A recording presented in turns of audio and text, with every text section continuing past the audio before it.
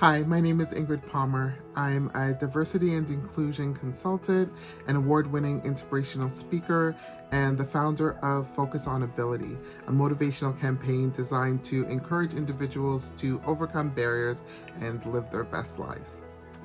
My story is that after graduating from university, I was surprised to find myself chronically jobless, and this was due largely in part because employers found my visual impairment as a serious liability issue.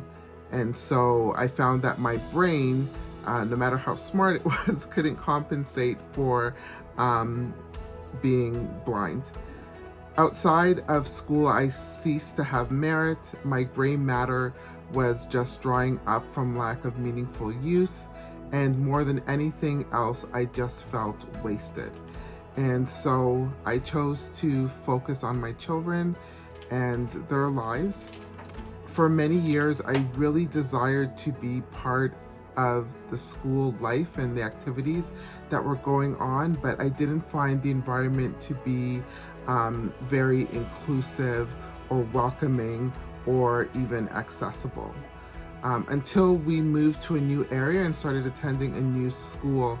And this school had a particular focus on being the heart of the community and was open to family members of the students and really encouraged their involvement.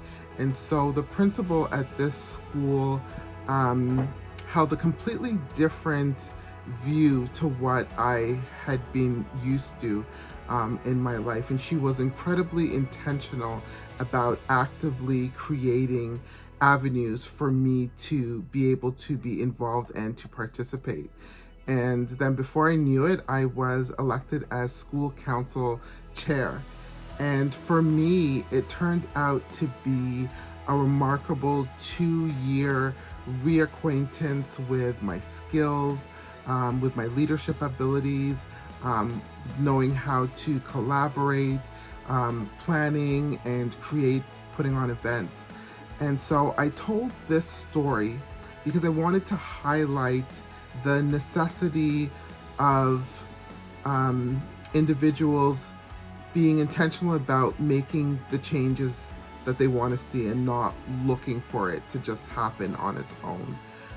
Because through that experience, I ended up finding my passion, launching my speaking career, and building my business. And that came out of one person's intentional actions to have me included in something as simple as school council.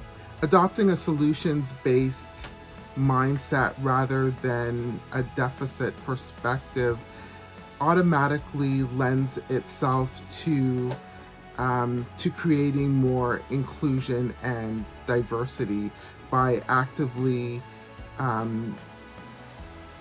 people actively using their privilege to close gaps and create opportunities for persons with disabilities.